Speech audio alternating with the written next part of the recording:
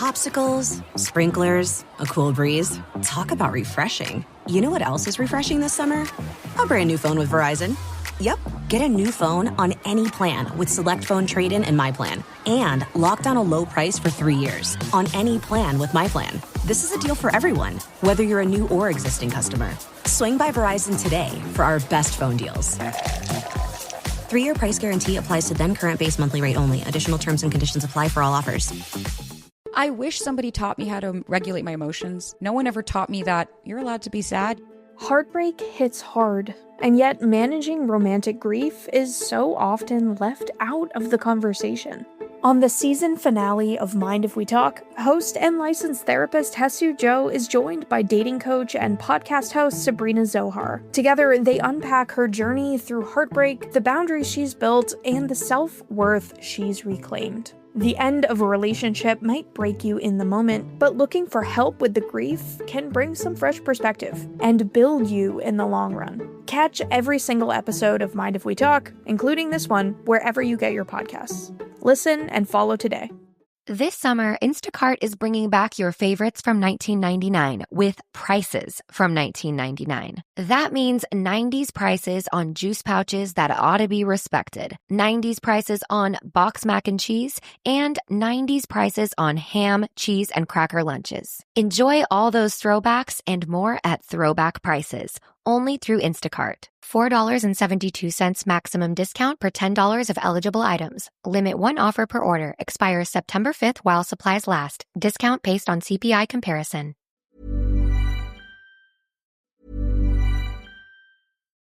Popsicles, sprinklers, a cool breeze. Talk about refreshing. You know what else is refreshing this summer? A brand new phone with Verizon. Yep, get a new phone on any plan with Select Phone Trade-in and My Plan. And lock down a low price for 3 years on any plan with My Plan. This is a deal for everyone, whether you're a new or existing customer. Swing by Verizon today for our best phone deals. 3-year price guarantee applies to then current base monthly rate only. Additional terms and conditions apply for all offers.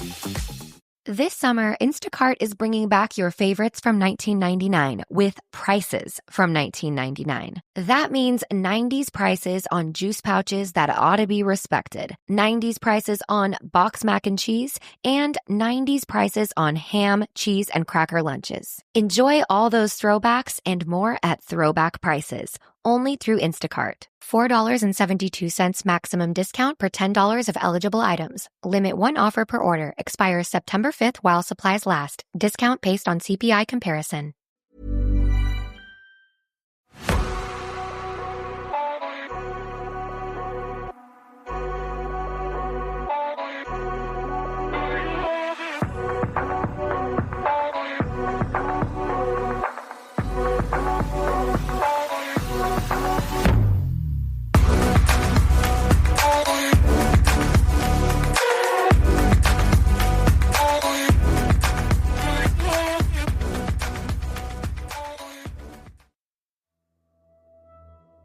Hello, I'm Sarah.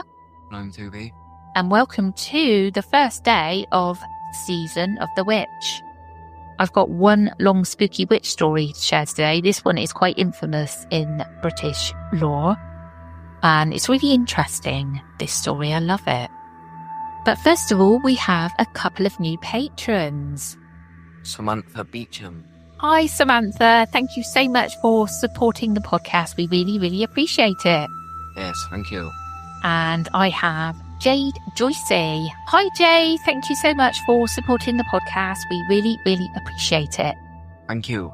If you'd like to support this podcast, you can go to patreon.com/The Whispering Woods, where for £2.50 you can listen ad-free to all episodes, and for £4.50 a month you can listen to The Whispering Woods ad-free and also our other podcast, Obscurata, which we've got some really good stories coming out to that this week.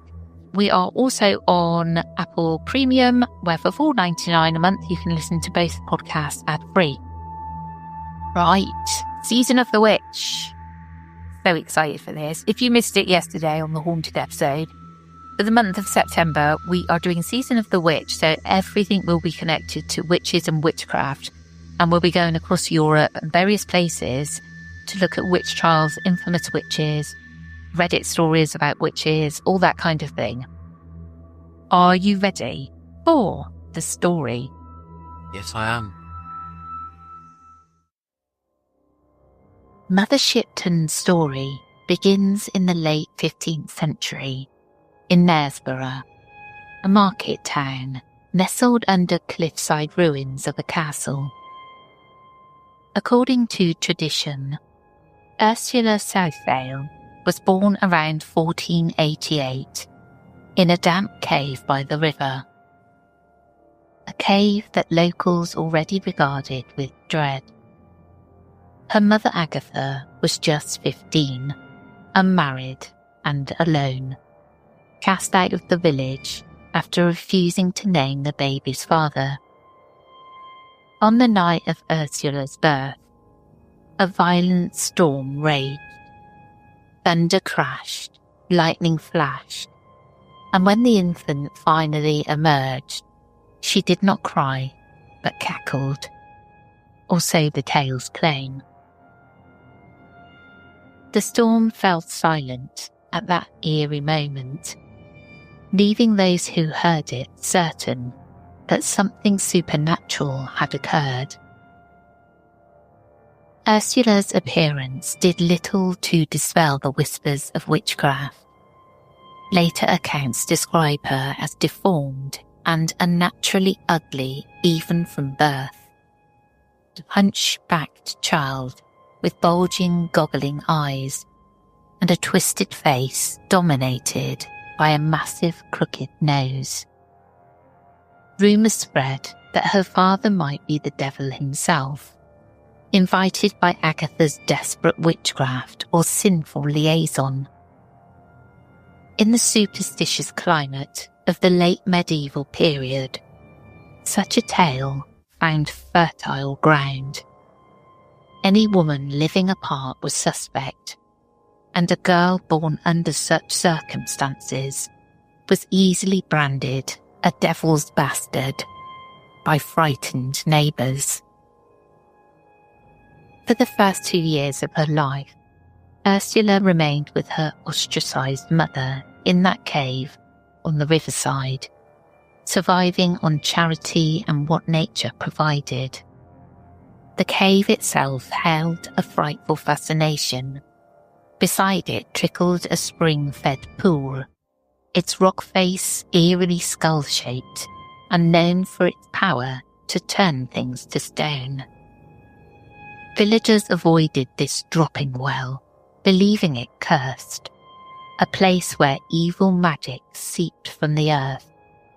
In reality, the water's high mineral content coats any object hung under the flow with stone-like deposits over weeks and months.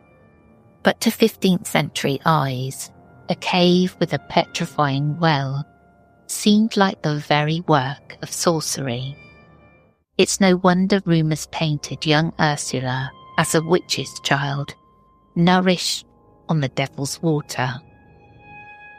Ursula's fate took a turn when local authorities intervened. In 1940, the Abbot of Beverley learned of Agatha's plight and offered help.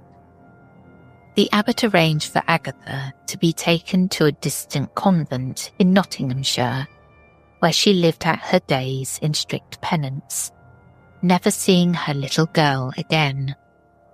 Toddler Ursula was given to a foster family in Knaresborough, a chance to live among normal folk. Yet normal would never quite describe Ursula Southvale. The townspeople's fear of her lineage persisted. Her foster mother loved her, but neighbours watched the child warily. And soon, if we believe the old stories, odd incidents began to occur. One of the often told tales has Ursula's foster mother stepping out on an errand, leaving the toddler alone in the cottage. Moments later, a commotion erupted inside. Neighbours rushed to the open door, only to be met with an uncanny wailing. Like 1,000 cats, and the clatter of pots and pans flying about. When the brave villagers entered, they found no baby in the cradle. At last someone glanced up the chimney, and there sat little Ursula, naked and cackling in delight, somehow perched on the iron crossbar above the hearth. Equally unnerving were claims that small objects would move around her of their own accord, and that invisible imps, sometimes described as monkey-like creatures, would scamper about causing mischief. Such poltergeist-like activity further convinced locals that Ursula was a changeling child of demonic origin. As Ursula grew, villagers continued to torment her for her looks. Children and adults jeered at the hag-faced girl whenever she passed. One legend recounts how a group of men at a parish meeting leaned out a window to hurl insults at Ursula, only to be taught a lesson by her powers.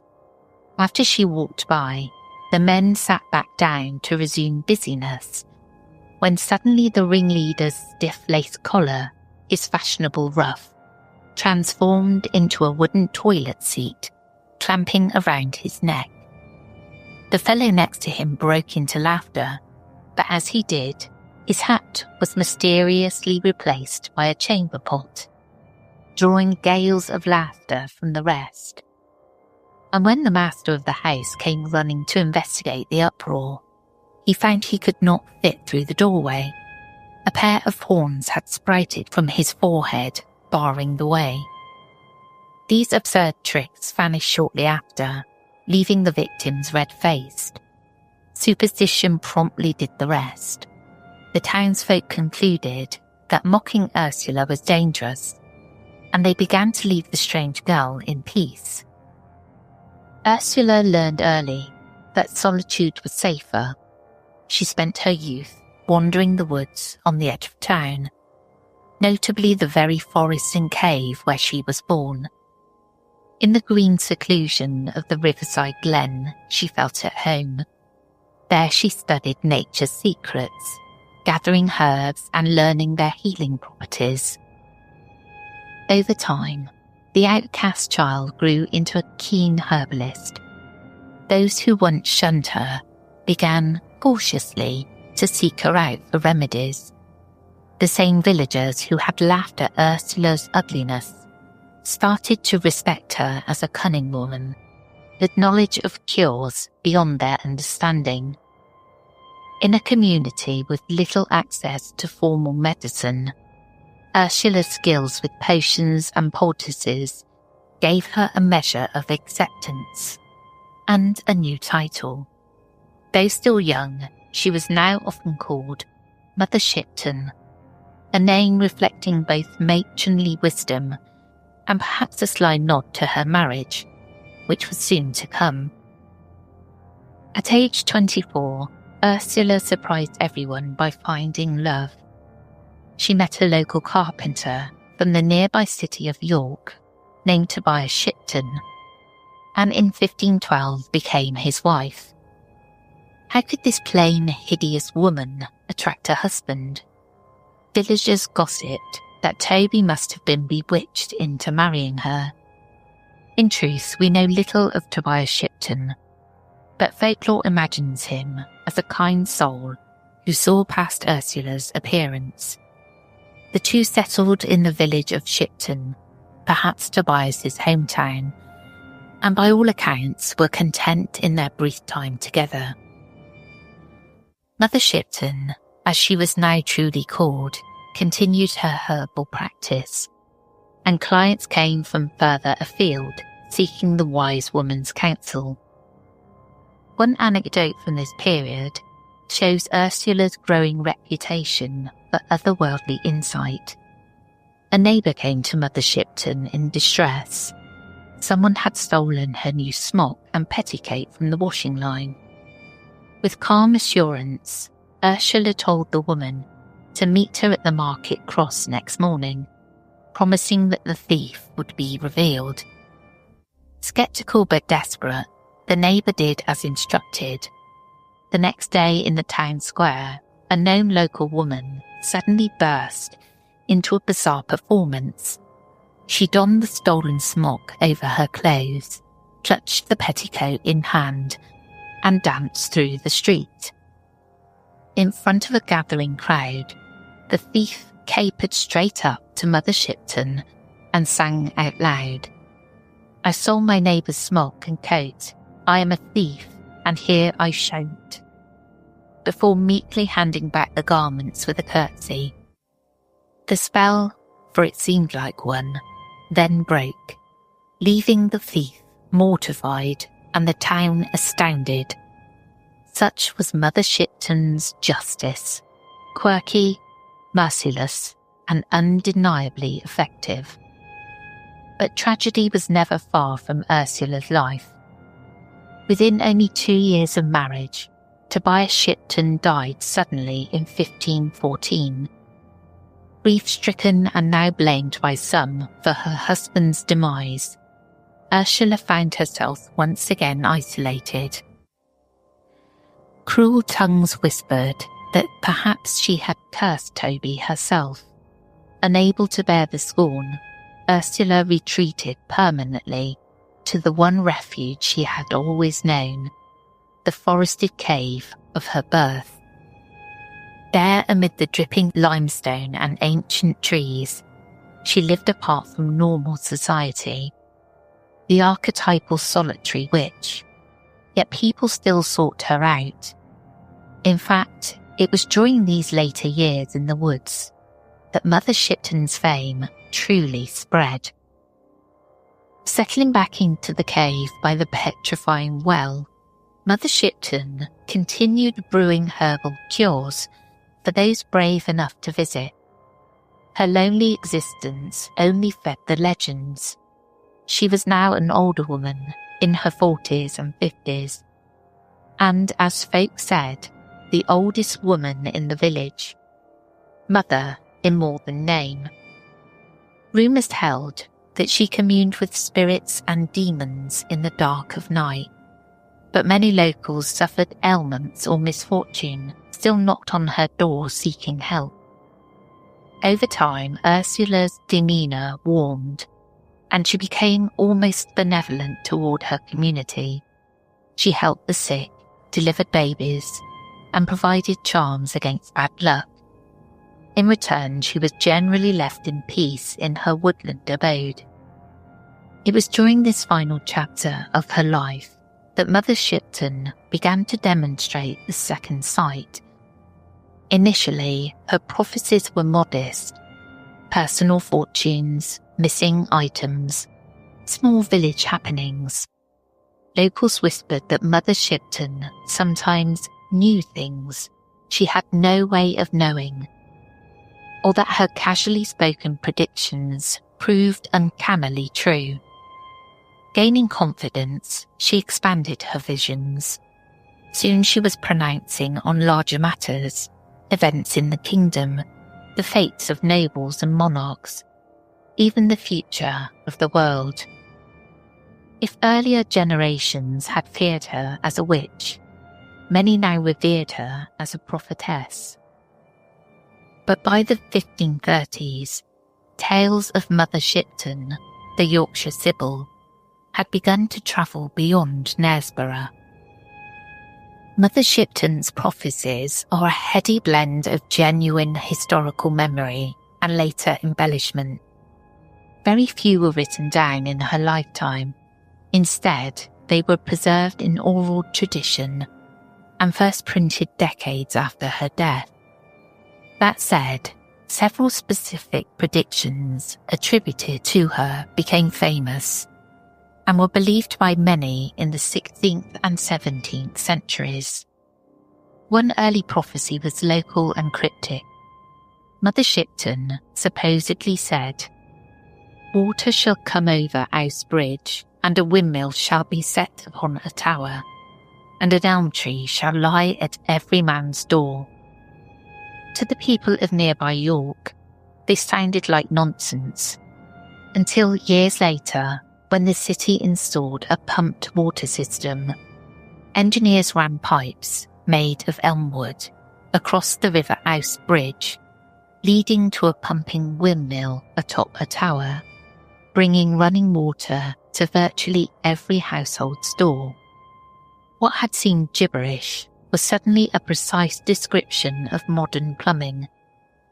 Another local prophecy warned, "Before Ouse Bridge and Trinity Church meet, what is built in the day shall fall in the night, till the highest stone in the church be the lowest stone of the bridge." Shortly afterward, a tremendous storm struck York. The steeple of Trinity Church was toppled by wind and indeed crashed down onto Ouse Bridge, where its stones literally became the lowest part of the ruined bridge. These fulfillments earned Mother Shipton great renown as a seer in the eyes of common folk. As her reputation spread, even royalty took notice. It's recorded that in 1537, King Henry VIII wrote to the Duke of Norfolk, making reference to a witch of York, causing unrest during the Northern Rebellion against the Crown. Many believe this was an allusion to Mother Shipton, who by then was said to be prophesying against Henry's drastic policies, like the dissolution of England's monasteries. Around the same time, the king's powerful advisor, Cardinal Thomas Wolsey, came into Mother Shipton's prophetic crosshairs. According to a later pamphlet, Ursula foretold that Wolsey, who was Archbishop of York, would see York but never actually set foot in it as Archbishop. In 1530, this bizarre prediction came true. Cardinal Wolsey fell from the king's favour and was arrested for treason while travelling north. He made it as far as the vicinity of York, at Coward, but was summoned back toward London, only to die of illness en route in Leicester, never reaching his archbishop's seat in York Minster. It's said that Wolsey himself had heard of Mother Shipton's prophecy and vowed to burn her as a witch when he arrived in York, a threat fate ensured he never got to carry out. Mother Shipton's fame truly exploded after her death when her prophecies were set to print. The first known publication, The Prophecy of Mother Shipton in the reign of King Henry VIII, was printed in 1641, about 80 years after she died. This slim pamphlet compiled regional Yorkshire predictions and a bit of her legend, containing only a couple of prophetic rhymes. Over the following decades, more elaborate editions appeared. A 1684 book, The Life and Death of Mother Shipton by Richard Head, provided a full, if fanciful, biography and many prophecies. Many of the famous verses we now associate with Mother Shipton originated not from Ursula's own time, but from these later writings. For instance, Mother Shipton is credited with foretelling momentous national events, decades after her lifetime: the defeat of the Spanish Armada in 1588, the Great Plague of 1665, and Great Fire of London 1666, even the execution of Mary, Queen of Scots. During the Great Fire of London, the diarist Samuel Pepys noted that he heard members of the royal court discussing Mother Shipton's prophecy of the catastrophe while surveying the ruins.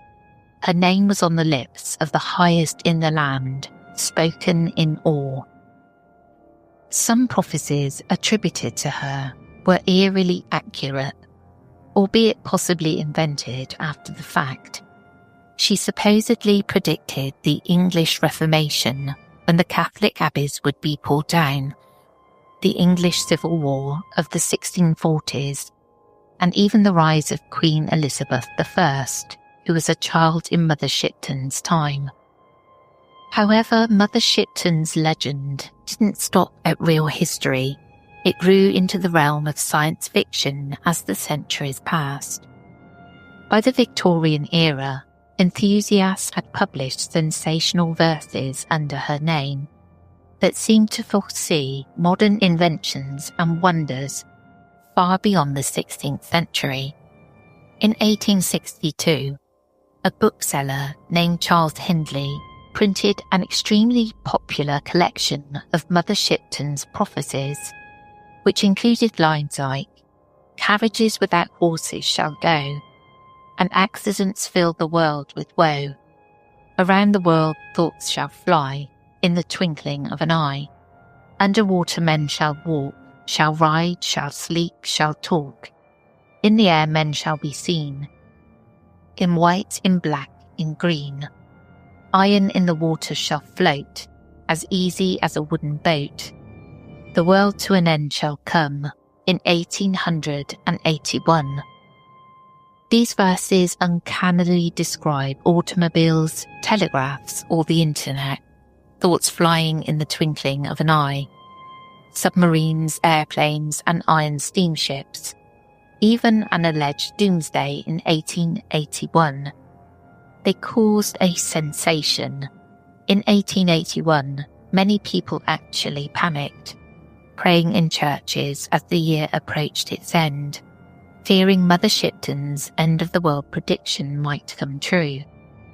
Of course, the world did not end in 1881, and later it was revealed that Charles Hindley had fabricated those rhyming prophecies as a hoax.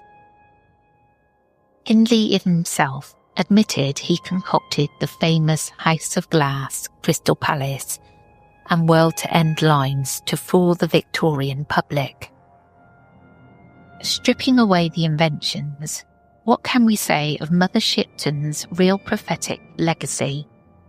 It appears that during her life, she was reputed to have true foresight in a local context, enough that notable figures like Henry VIII and others took note.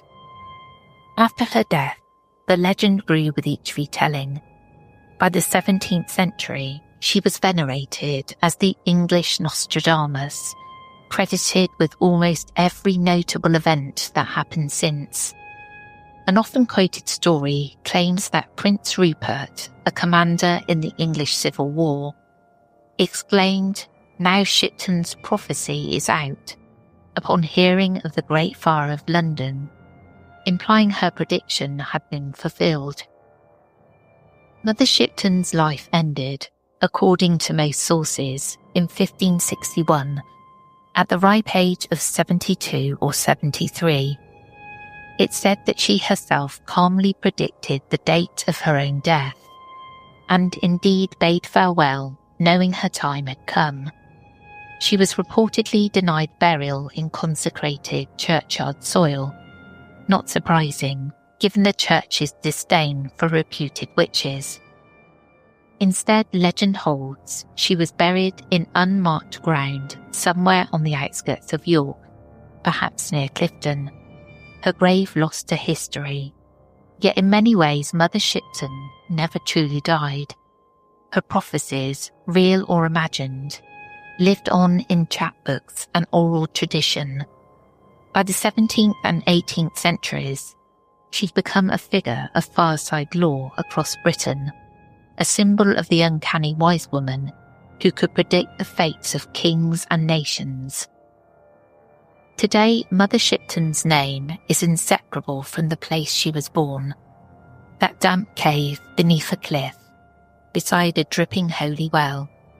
In fact, Mother Shipton's Cave, also called Old Mother Shipton's Cave, is England's oldest tourist attraction, open to paying visitors since as early as 1630. Even in Ursula's day, the well's effects were known, though not understood.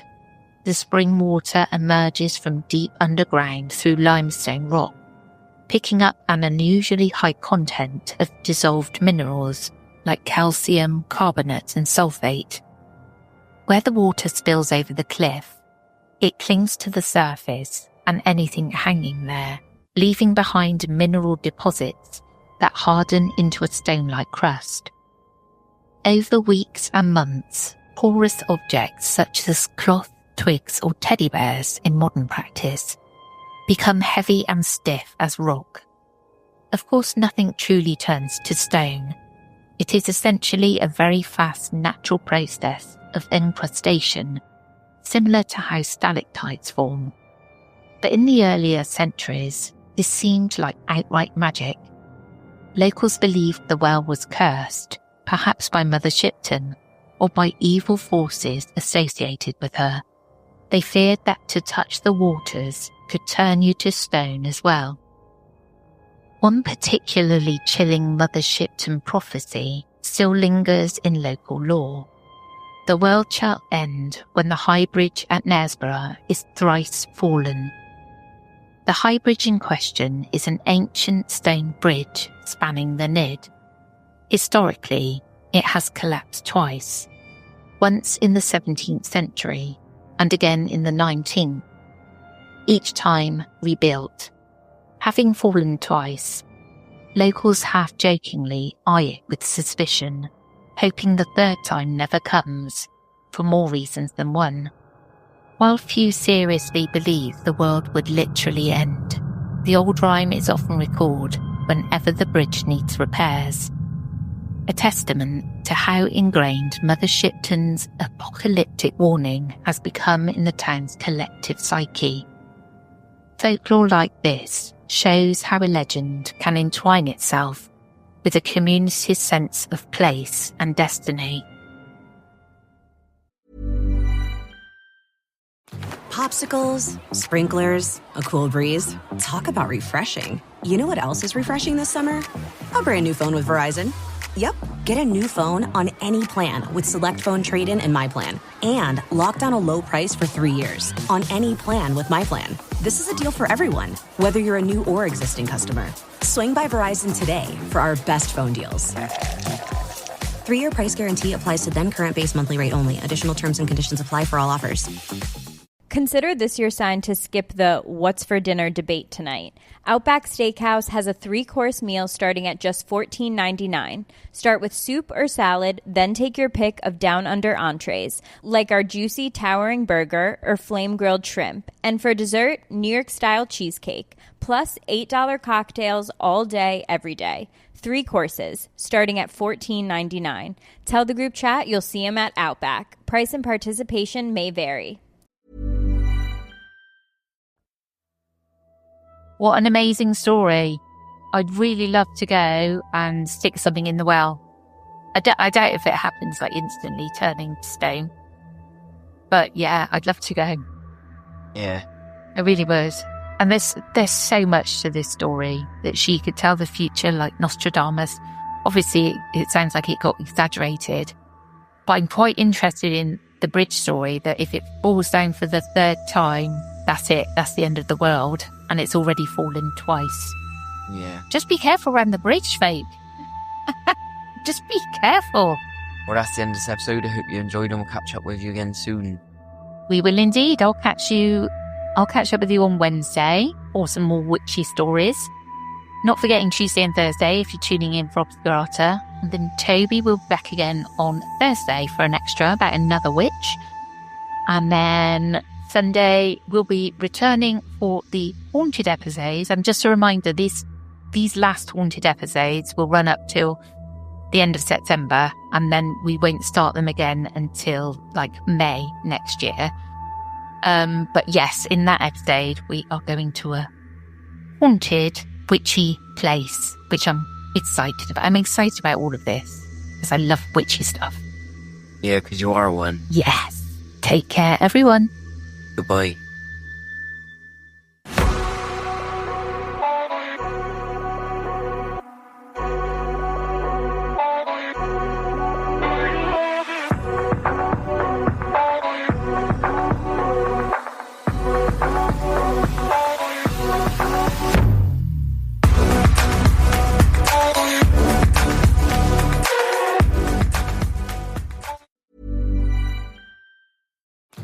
Popsicles, sprinklers, a cool breeze. Talk about refreshing. You know what else is refreshing this summer?